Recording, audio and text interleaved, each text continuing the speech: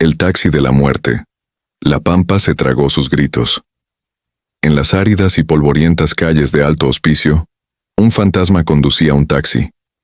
Durante 3 años, mientras las autoridades cerraban los ojos y la pobreza borraba a las víctimas del mapa, un hombre de aspecto común logró lo impensable: convertir el desierto en una fosa común y a 14 mujeres en meras estadísticas. Pero el verdadero horror no fue solo cómo las mató, sino cómo el sistema las abandonó antes de que él las tocara. Esta es la historia del mayor asesino en serie de Chile, y la crónica de una negligencia que manchó de rojo el desierto de Atacama. Advertencia: el siguiente relato reconstruye hechos reales basados en investigaciones policiales y judiciales. Se abordan situaciones de violencia extrema, abuso sexual y asesinato. Se recomienda la discreción del espectador. La indiferencia como cómplice. Para entender la magnitud de lo ocurrido en el norte de Chile, hay que retroceder a finales de los años 90. Alto Hospicio no era más que un dormitorio de arena levantado sobre la cordillera de la costa, un lugar olvidado donde la pobreza se mezclaba con el polvo y la esperanza de quienes huían de la miseria. En ese paisaje lunar, las hijas de familias humildes comenzaron a desaparecer. 1, 2, 3, pronto fueron 10. La respuesta de las autoridades fue un muro de prejuicios. La policía uniformada y los funcionarios de gobierno, en lugar de movilizarse, etiquetaron a las víctimas. Se habrán ido a trabajar a la calle, decían. Seguro cruzaron la frontera a Bolivia o Perú para prostituirse. La tesis del escape voluntario se convirtió en el argumento oficial.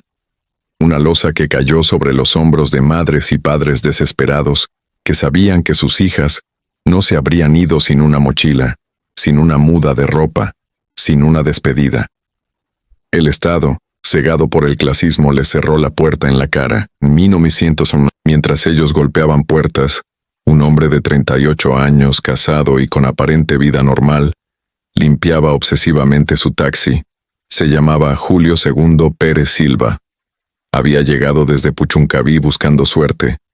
En el barrio lo describían como tranquilo, buen vecino, aficionado al fútbol.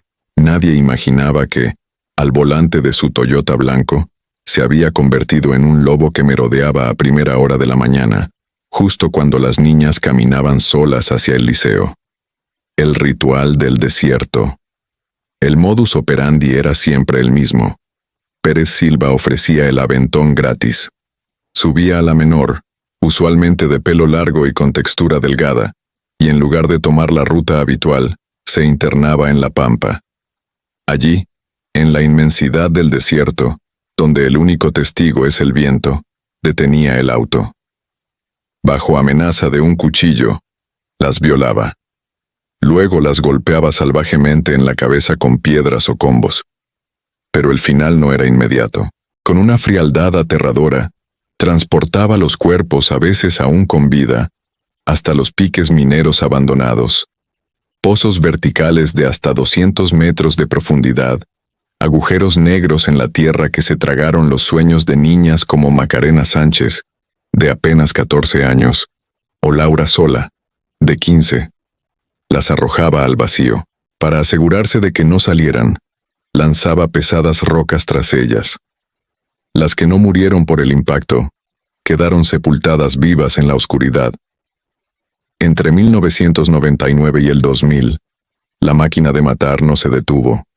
Catherine Arce, Patricia Palma, Viviana Garay. Los nombres se acumulaban en volantes que las familias pegaban en postes, ignoradas por los partes policiales. Pero algo cambiaría. Orlando Garay, padre de Viviana, se negó a aceptar el silencio oficial. Vendió su bote de pescador y organizó a las demás familias. Fueron ellos, los pobres, los ignorados, quienes excavaron en los basurales y encontraron la primera prueba irrefutable: los uniformes escolares manchados con sangre y las mochilas de sus hijas. La verdad comenzaba a aflorar entre la basura, pero el asesino aún estaba libre, esperando en la oscuridad a su próxima presa. El grito que rompió el silencio. Octubre del 2001. El desierto ya había devorado a 14 mujeres, pero una de ellas se negó a ser estadística. Se llamaba JC, una niña de 13 años, que aquella madrugada cometió el error de confiar en el conductor de un taxi blanco. Pérez Silva la recogió cerca de su casa con la promesa de llevarla al liceo. Al percatarse de que se internaba en La Pampa, el pánico la invadió. Él detuvo el vehículo, mostró el cuchillo y la atacó sexualmente. Pero algo falló en el cálculo del asesino. Quizás fue el cansancio, quizás el exceso de confianza tras años de impunidad. La arrastró hasta la boca de un pique minero, una herida abierta en la tierra. Le ordenó que se lanzara. Ella miró el abismo, sintió el olor a humedad y muerte, y se negó. Forcejearon. Pérez Silva la golpeó, pero la niña luchó con la desesperación de quien no quiere ser un hombre más en un volante. Logró zafarse y corrió. Corrió por La Pampa sin mirar atrás, con las ropas rasgadas, hasta alcanzar un paradero de buses. Horas después declaraba ante la policía. Por primera vez tenían algo real, la descripción del auto y del hombre. El cerco se cerró. La policía, ahora bajo la presión mediática y las pesquisas de los padres, montó un operativo.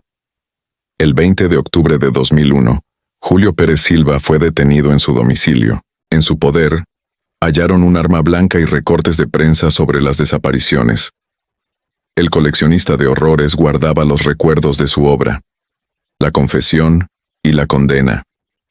En el interrogatorio, la fachada del vecino ejemplar se derrumbó. Confesó 13 asesinatos. Posteriormente, las pericias de ADN lo ligaron a un 14º caso. Con una meticulosidad escalofriante, llevó a los investigadores a los piques mineros, señalando dónde había arrojado los cuerpos. Los operativos de rescate fueron macabros. Buzos descendían a pozos negros mientras las familias esperaban arriba, identificando prendas que reconocían como tejidas por ellas mismas. El juicio fue rápido. No había dudas.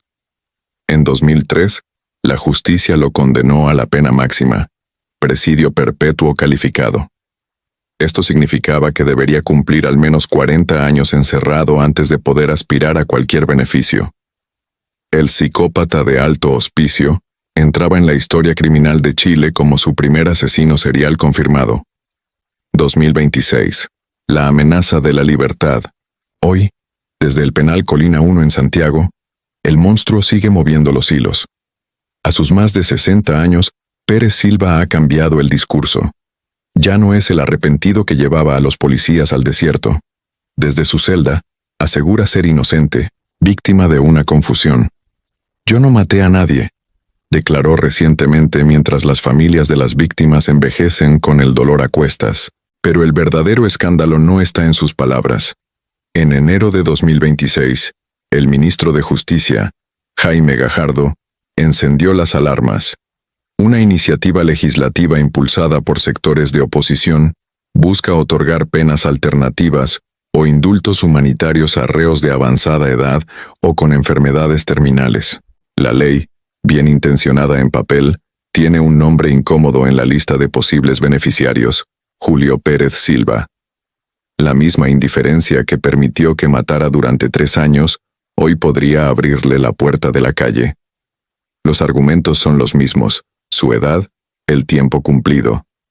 Pero las madres de alto hospicio aún recuerdan cómo las despreciaron cuando buscaban a sus hijas. Saben que la justicia, a veces, es tan fría y traicionera como el desierto que se tragó los gritos de 14 niñas. La pregunta flota en el aire: ¿devolverle la libertad al hombre que convirtió los piques mineros en tumbas verticales? La respuesta, como hace 25 años, parece estar en manos de un sistema que sigue sin escuchar.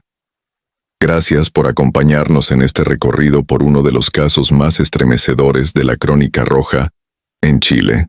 Si llegaste hasta aquí, no olvides suscribirte a nuestro canal para más contenido de investigación. Activa la campanita y déjanos en la caja de comentarios tu opinión. ¿Crees que criminales como Pérez Silva deberían tener posibilidad de salir libres por su edad? Tu comentario mantiene viva la memoria de quienes ya no tienen voz. Nos vemos en el próximo expediente criminal.